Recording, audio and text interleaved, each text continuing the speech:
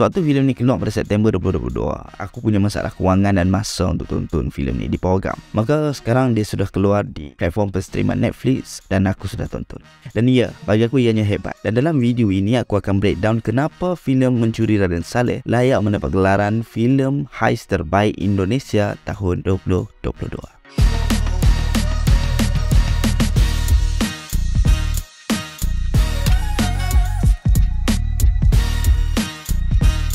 Selamat datang ke YouTube channel Mak Don sekali lagi dengan aku Mak Don. Dan hari ini kita nak sembang tentang sebuah filem bertajuk Mencuri Raden Saleh yang diarahkan oleh Angga Dwi Mas Sasongko yang juga merupakan penulis lakon layar dan idea asal kepada filem tersebut. Filem ini dibintangi oleh Iqbal Ramadan, Angga Yunanda, Akhini Haku, Rachel Amanda, Umay Sahab, Ari Irham dan beberapa lagi pelakon tambahan yang lain. Filem ini mengisahkan tentang 6 remaja yang mempunyai kepakaran masing-masing bergabung untuk merancang dan merompak sebuah lukisan Raden Saleh atas arahan seorang yang berpengaruh dan berkuasa di Indonesia. Lukisan yang hendak dirompak itu adalah lukisan penangkapan Pangeran Diponegoro yang dilukis pada tahun 1857. Jadi di situ bermulalah perancangan, pembelotan dan kerjasama di antara mereka dalam menjayakan misi tersebut. Bagi siapa yang belum menonton, anda boleh menonton sekarang di platform penstriman Netflix kerana ulasan ini akan mengandungi spoiler. So, tonton dahulu di Netflix kemudian datang kembali untuk tonton ulasan penuh di sini.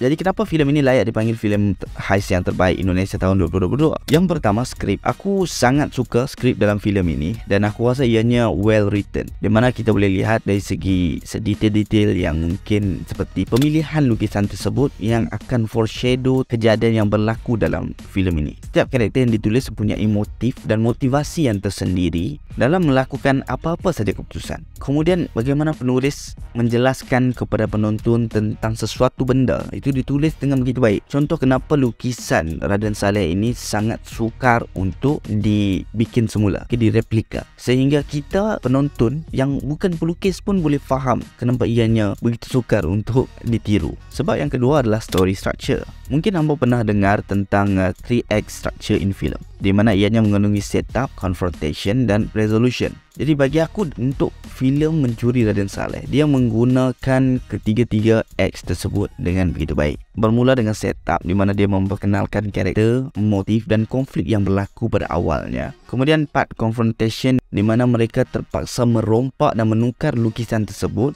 berbanding idea asal hanya sekadar membuat satu replika sahaja. Dan akhirnya resolution, di mana part mereka membuat keputusan setelah mereka dapat tahu mereka dianiayai, mereka mahu membalas dendam. Jadi ketiga-tiga acts tersebut aku rasa digunakan dengan begitu baik dan dapat menjadikan cerita tersebut menarik. Sebab setengah filmmaker ini apabila mereka menggunakan 3Act structure in film ini, tak semua menggunakan dengan begitu baik. Ada yang ikut purely macam tu tapi penceritaan dia bosan. Ada yang buat berlainan sedikit tapi menarik. So benda ni bukan the exact thing yang kita kena follow, tapi kalau kita nak follow maka boleh buat macam mana Mencuri Raden Saleh buat. Sebab yang ketiga adalah cast assemble. Seperti kebanyakan filem heist, Mencuri Raden Saleh juga menghimpunkan satu kumpulan yang mempunyai kepakaran masing-masing untuk merancangkan lagi perjalanan filem ini. Kita ada The Thinker, The Hacker, The Panther, The Fighter, The Handyman and The Driver. Walaupun pada awalnya masing-masing punya konflik di antara satu sama lain, tapi untuk menjayakan misi ini, mereka mula bekerjasama dan menunjukkan rasa kasih sayang di antara satu sama lain. Lakonan mereka dalam filem ini juga aku rasa sangat-sangat best dan enak untuk ditonton.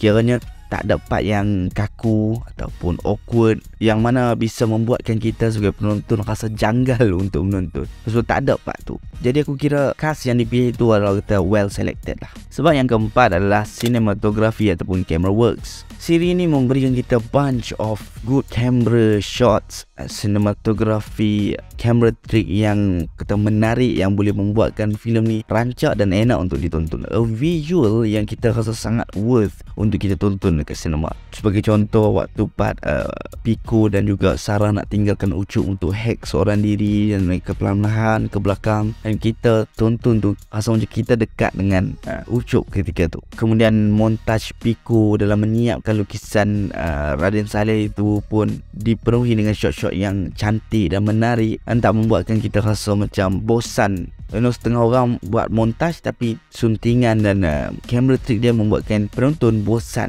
waktu menonton montaj tersebut. Tapi dalam Raden Saleh ni dah, hampa akan seronok tonton part lepas menyiapkan satu benda ke satu benda ataupun plan daripada satu benda ke satu benda. Yang kelima, editing, suntingan. Ini memang top notch, sangat-sangat top notch. Runut bunyi yang dimasukkan, transition, cutting, semua tu memang top notch. Waktu tonton filem ni kita perasan ataupun mungkin tak perasan kalau kita tengah layan filem ni, yang jam dia daripada satu cut ke satu cut ataupun satu scene ke satu scene tu buatkan kita tak rasa janggal. Kita rasa sedap untuk tonton. Dia tak rasa macam dia tiba-tiba break ataupun dia tiba-tiba cut. So dia betul-betul well, orang kata, edited. Malah ketika aksi fighting juga kita tak rasa macam serabut tau. Kita tak tahu shot mana yang dia ambil ataupun part mana yang dia ambil. Tak ada. Dia betul-betul dengan camera works yang baik dan juga suntingan yang elok menjadikan aksi fighting itu, orang kata, impactful. Sebab setengah aksi fighting waktu kita tonton, kita tak tahu apa yang berlaku. Faham? Penonton tak tahu apa yang berlaku sebab editor dia cut terlalu banyak shot nak diambil dan dirangkumkan.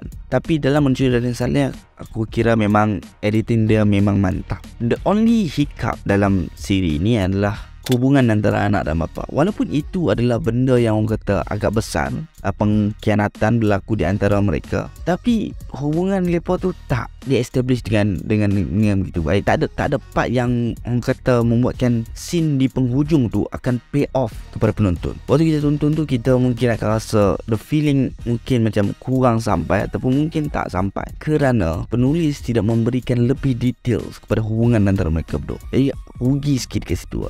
Mungkin kalau dia spend time lebih sikit dalam membina hubungan antara bapa dan anak, dan benda tu akan pay off dekat the third act nanti dan memberikan lebih, orang kata, impact kepada penonton. And that was the only hiccup. Sebab secara keseluruhannya filem ini memang layak untuk dinobat sebagai filem heist terbaik Indonesia tahun 2022.